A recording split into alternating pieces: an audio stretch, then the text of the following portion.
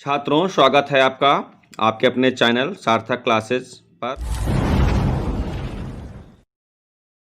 आज हम कक्षा 11 के इस वीडियो में सीखेंगे सिद्ध करो कि प्रक्षेप का पथ परवलयाकार होता है, यानी कि प्रक्षेप का जो पथ है वो परवलयाकार होता है। इस बात को हम लोग सिद्ध करेंगे। इसको सिद्ध करने के लिए एक छोटा सा डेरिवेशन है। तो सबसे पहले हम समझते हैं कि प्रक्षेप का पथ है क्या और प्रक्षेप गति क्या होती है। तो प्रक्षेप गति और प्रक्षेप का पथ इसको समझेंगे।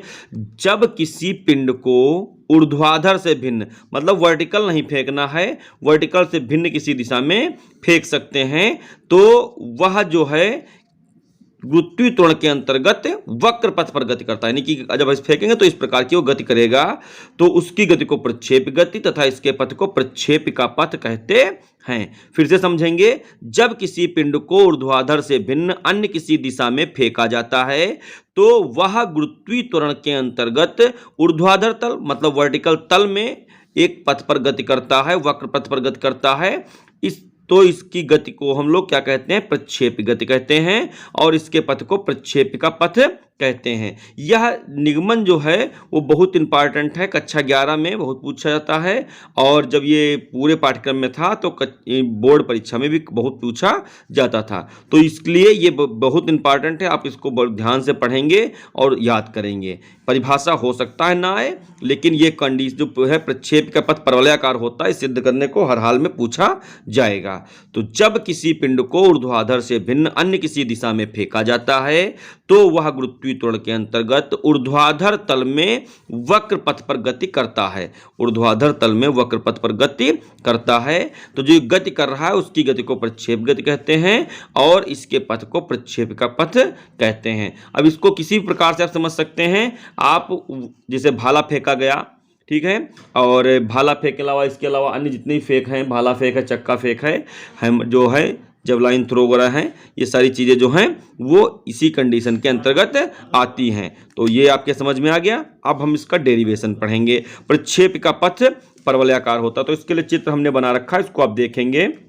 प्रक्षेप का पथ परवलयाकार होता है, इसको सिद्ध करने के लिए हमने एक चित्र बना रखा है, चित्र को देख लेंगे। ये हमारा कोई पिंड है, इसको हमने बिंदु O से फेंका, उसको प्रारंभिक वेग क्या दे दिया? U। उसको प्रारंभिक वेग क्या दे दिया? U।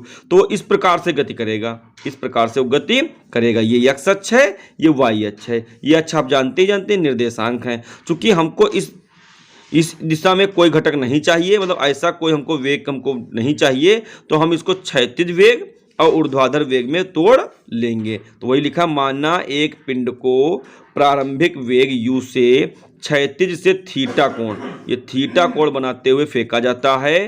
तो ठीक है, फेंका जाता है। माना एक पिंड को प्रारंभिक वेग u से क्षैतिज से थीटा कोण पर फेंका जाता है।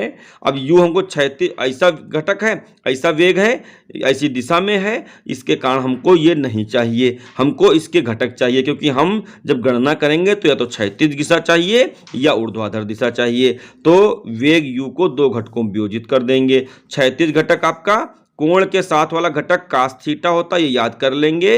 कोण के साथ वाला घटक कास थीटा होता है, यू कास थीटा, और कोण के अपोजिट दूसरा वाला घटक साइन थीटा होता है, यानी कि यू साइन थीटा हो जाएगा। तो ये दोनों घटक हैं। क्षैतिज घटक आपका क्या आ गया? यू कास थीटा, और ऊर्ध्वाधर घटक आपका क्या आ गया? यू साइन थीटा आ गया। अब इसके आगे हम लैंग्वेज समझते हैं। गुरुत्वीय त्वरण जी नीचे की ओर कार्य करता है, ये जी का फंक्शन होता है कि गुरुत्वीय त्वरण जी हमेशा ऊर्ध्वाधर नीचे की ओर ही कार्य करता है। अब जब ये नीचे की ओर कार्य करेगा तो क्षैतिज घटक, यानी कि जो जमीन पर इसे चल रहा है, इस पर कोई प्रभाव इसका नहीं पड़ेगा। क्षैतिज घटक पर इसका कोई प्रभाव नहीं पड़ेगा, जबकि ऊर्ध्वाधर घटक जो है वो लगातार बदलेगा। ऊर्ध्वाधर घटक क्या होगा? लगातार बदलेगा। तो क्षैतिज घटक को हम समझेंगे और फिर ऊर्ध्वाधर घटक को समझेंगे। तो गुरुत्वीय त्वरण जी क्या है? ऊर्ध्वाधर नीचे की ओर कार्य कर रहा है, जिसके कारण क्षैतिज घटक, यानी कि जो ये वाला घटक है, उस पर कोई प्रभाव नहीं पड़ेगा।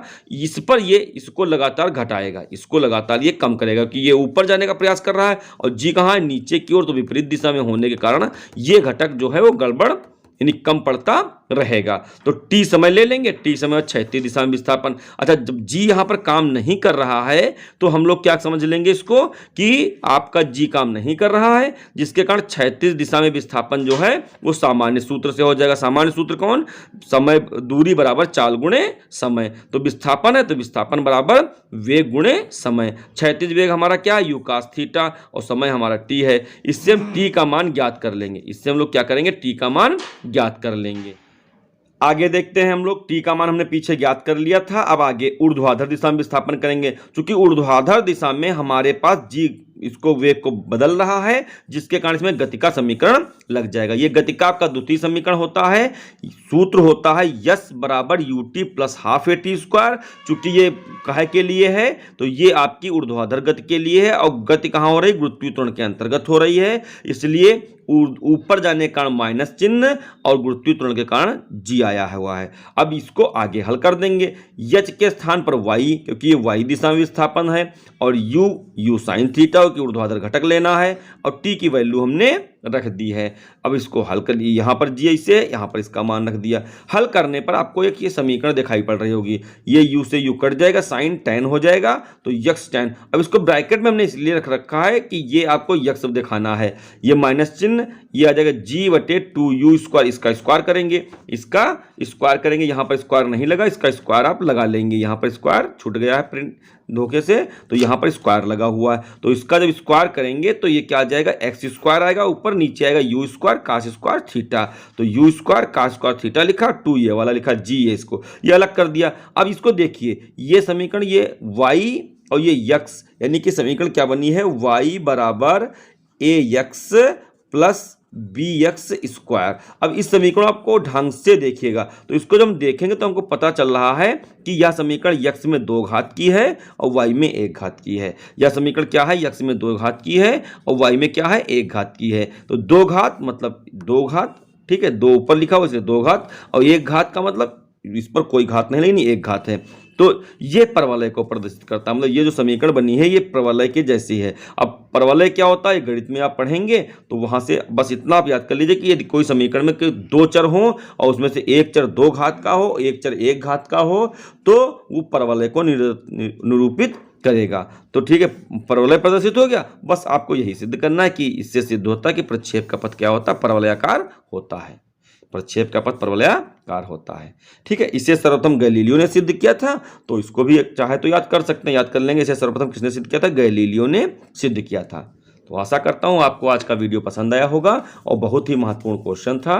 यदि वीडियो पसंद आए तो इसे लाइक व शेयर करें, शेयर अवश्य करें, जिससे अन्य छात्रों को भी इसका लाभ मिल सके। और वीडियो इसी प्रकार प्राप्त करने के लिए हमारे चैनल को सब्सक्राइब कर सकते हैं। मिलते हैं अगले वीडियो में। वीडियो देखने के लिए आपका बहुत बहुत धन्यवाद।